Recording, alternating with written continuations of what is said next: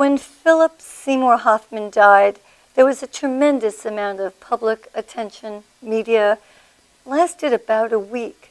What many people didn't know that 100 other people died that very same day. The attention was good, and then it went away. I'd like to introduce right now, if I may, from LICADD, Stephen Chassman, who is the clinical director, who is also involved in treatment, mental health issues, and also treatment for drug abuse. Correct. Welcome to the show. Thank you, Gail. I wanted to ask you about your inspiration. You know, how did you get involved in this? Why did you get involved in this? Well, you talked about stigma. I've been a mental health professional for 20 years. I grew up on Long Island. There's always been a drug scene on Long Island. The drug scene today is quite different with a changing world, changing adolescence, a digital and technological revolution that has kind of got a very fast-paced world that has gone off the charts. And quite frankly, we haven't developed the coping skills to deal with it. So I'm not surprised from a clinical aspect that people are looking for some kind of self-medication or relief. The prescription medications, the potency of marijuana, the influence that alcohol continues to have in our society has made for a perfect storm that has led to what is a nationwide epidemic around substance use. Steve, I want to go back a little bit and talk a little bit about LICADD because it's a phenomenal 501c3 organization. And it actually started in 1956. Correct. This particular organization was for Nassau County on alcoholism, and it was a committee on alcoholism. Brink Smithers had suffered with this problem. And the reason I'm tying it in is not just because I want people to know of the organization, but also because it does tie in to what we're discussing today. Brink Smithers had been in and out of hospitals for his treatment of alcoholism, and people were telling him it was a moral issue. And what he discovered is that not only is it not a moral issue, but it really is something that one can become addicted to, dependent upon. It's chemical. And he also learned that not only was he involved, but just as we are involved, and we see this in heroin, everyone in the family is involved. Indeed. And I think that's so important. So he actually started it, this wonderful philanthropist. 1956, LICADD stands for the Long Island Council on Alcoholism and Drug Dependence. We have a very rich history.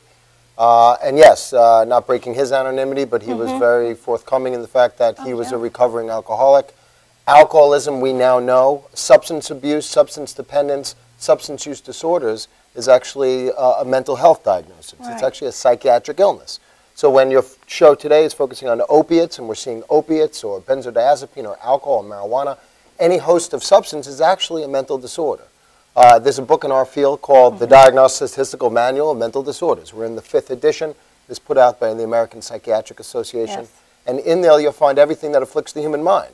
So the adolescent that steals his mother's engagement ring to sell it for more heroin, running down the street at 4 in the morning to sell laptop computers, or in the case that you had mentioned that Long Islanders, when they're done selling computers and jewelry, regrettably sell themselves at times, he or she is not in their right state of mind.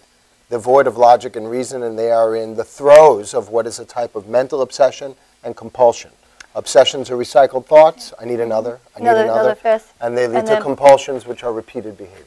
Also very interesting, when you were speaking, I couldn't help but wonder, so it's not just treating one aspect of it, but there could be a number of conditions. So when you treat the patient as such, you have to first do an assessment on this particular person. Now, what if somebody doesn't want to go in and get treatment? Can you still treat somebody? You know how they always say, when you're going to be treated or anything, you have to want to. You have to have the desire. Is that the case here or not? Well, I think there's different cases. You should know that LICADD is one of many, but we're the only not-for-profit that does family interventions.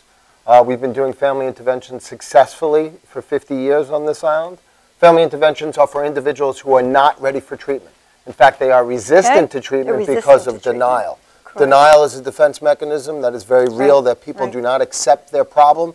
Adolescence, because of the whole, I can try anything and nothing's gonna happen to me.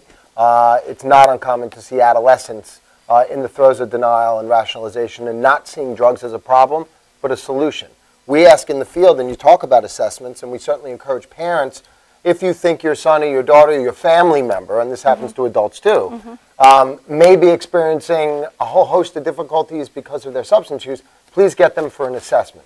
We're assessing what kind of impact their substance use is having on life areas, their relationships, their job, their school, their physical and mental health, their family dynamic. So to parents, and I want to commend Linda for coming out and sharing her experience, strength, and hope, which was a tragedy turned into something positive, but parents know their children best of all. And when your child doesn't look right, where there's smoke, there's fire. And from diabetes to cancer to substance use, early intervention is key. Let's get some numbers out there. Nassau County. If you don't have it, I have it. That's okay. 370, and you're going to hear from Senator Boyle, but 370 fatal drug overdoses. No, but I'm asking for phone numbers. We want to get phone numbers out there. LICADD is open 24 hours a day, not the offices, but you can reach an on-call clinician. As a clinical director, I'm one of many clinicians. May I give the number? Absolutely, Nassau County, 516-747-2606. Suffolk County, 631-281-9583. There is a sliding scale. Otherwise, some of the services are free. They need your money to contribute to this. I know you recently had a fundraiser. In fact, it was a ball with $250,000 that was raised. Anything else coming up? We have events all year round with golf outings, and more importantly, just bringing people in who want to make donations because either we've helped a family member or they just believe in the mission of what the council's been doing on this island for 58 years. All right, we're not done yet. You have kind of a wonderful motto, and I call them ABOLS. I think it means able, though. Drug and alcohol abuse is 100% preventable. Addiction is a disease. Treatable. Oh, we're doing ABOLS. And Jeopardy now. And recovery is possible. It is absolutely possible. Okay, that's very important because to me, that's a positive message. That's telling me that when somebody calls you, there is positivity going on and that they shouldn't give up. All right, now let's talk about some of the different programs you have because you have so many that you could offer. Let me start by saying that LICADD is truly by county. We have 3 offices in 2 counties. We're open 6 days a week. You can reach an on-call clinician 24 hours a day. We're in Riverhead, Ronkonkoma, and Suffolk County. Our executive office is in Mineola. We have programs for families. You should know that it's been the council's mission for 58 years that not only do we have services for active users, but we mirror each of those services for family members, understanding, as Brink did, our Brinkley Smithers, that this is a family disease that destroys family. And of course, you heard just of one example of a woman who is in recovery from a loss. So we have relapse prevention. We have services for active users. We have to get into that relapse. And in fact, I'm going to speak to Senator Phil Boyle about that. Has to be more with the relapse because I think that's one of the significant issues where we are losing some of our people. Well, let me just say that recovery is an event. It's not an event. It's a process. It's a process. Much like recovery from any other illness. Right. So we do not like to place stigma or expectations that, you know, if you were to go in for a consult for a host of different disorders, you may not be cured, quote unquote, on the first visit. It may take a host of interventions, medical, psychiatric. But it can be done. It's absolutely done. We wouldn't be doing this for 58 years otherwise. Let me give some of the programs, and then I'm going to ask you to just comment on a few of the aspects of it. What I'm going to do is say the program, maybe I'm going to ask you how you can assess it, what it's for, what person or group it would be for, and just pick up on a few of them. I know we can't have time to do each one, but we have the long-term, which is the 12 months, short-term, and I believe there's a 12-step program involved. We have the outpatient group, we have group counseling, and of course you have the individual, where you look at the job, you look at emotional, physical, psychological, and you treat all. Would you like to discuss any of those at this point? Ideally, we want to bring people in for assessment, so engagement is key.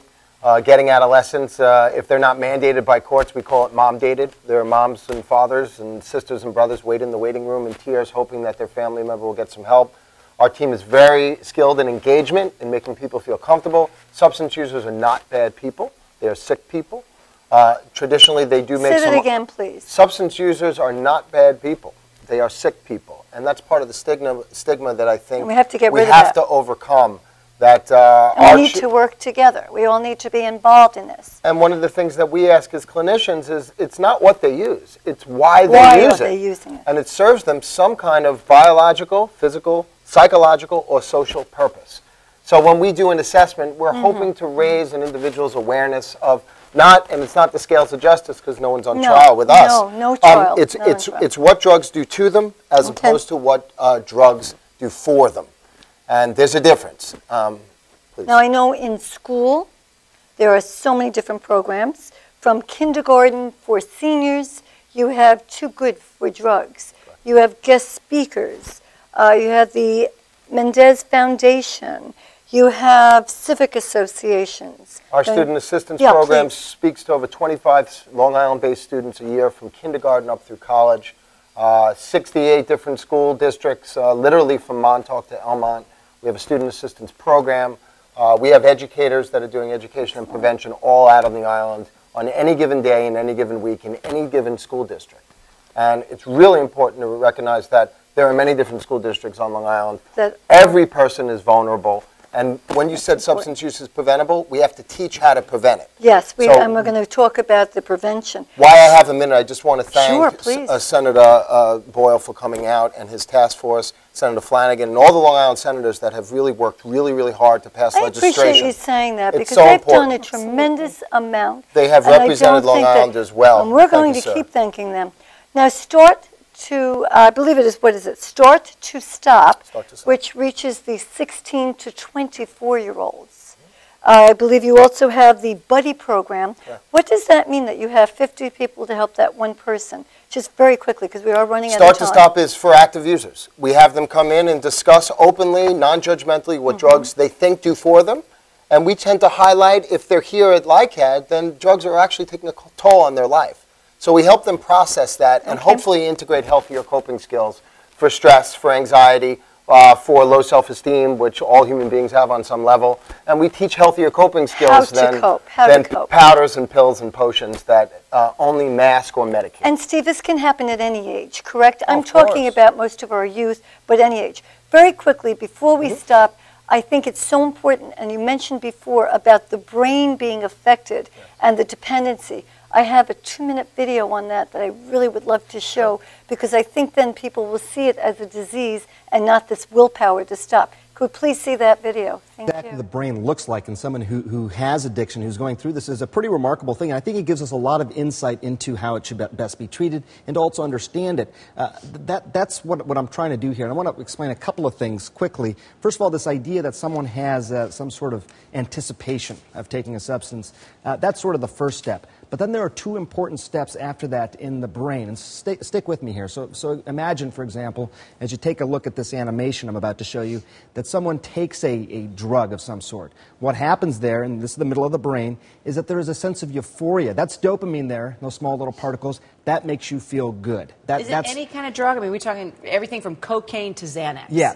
Anything. Just about any kind of drug, and not even drugs necessarily. It can be other things, too, certain food substances. Sugar, for example. There can be a certain addiction quality. But I think what's important is the next step. So you have that euphoria, but in someone who's a true addict, take a look at this picture here. On the left side of the brain is, you see the bright areas? That's still feeling good. That's the euphoria. But on the right side is someone who has an addiction now, not as much of that bright spot, and that is relevant. Why? Because they need more and more of the substance to try and get that euphoria back. Think about that for a second. You take the substance, you feel good, but in an addict, that good feeling doesn't last. So what do? You take more than ever before. And that's sort of the basic, sort of simplistic, but basic form of addiction. Are those changes permanent? Well, they last a long time. And exactly how long is a little bit of a subject of controversy. But people say you can eventually get to the point where your brain does feel natural pleasure again, but that can take some time. What doesn't go away is this idea of the memory of the addiction. So say you're a cigarette smoker, quit for 10 years.